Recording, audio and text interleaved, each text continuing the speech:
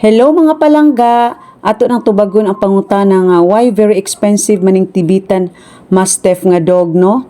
Imagine, worth 2 million ang iyang price ani nga dog nga naa siya sa China. It's because dahil sa ilang bloodline mga palangga.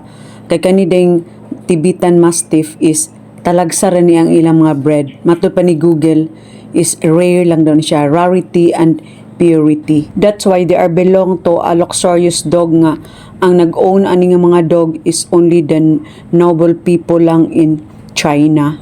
Excellent kaini sila nga mga dog guys tungod sa ilang mga character nga watchful, aloof, imposing, and intimidating. That's why nga gigamit sila nga mga guardian dog sa mga supreme noble people sa ancient time. Dali ra kaini sila i-train nga mga klase nga dog guys kay socialized dog ni sila and most loyal dog. That's why best guardian dog gid ni sila kay kadlukan gid ni sila nga klase nga dog sa mga bears, mga wolves o kining mga snow leopards mga hadlok pud nga klase nga animal sa jungle.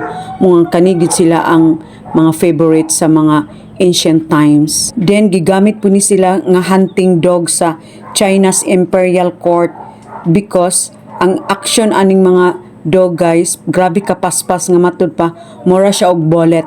That's why nga rare gid siya nga klase nga pagka dog kaning Tibetan Mastiff.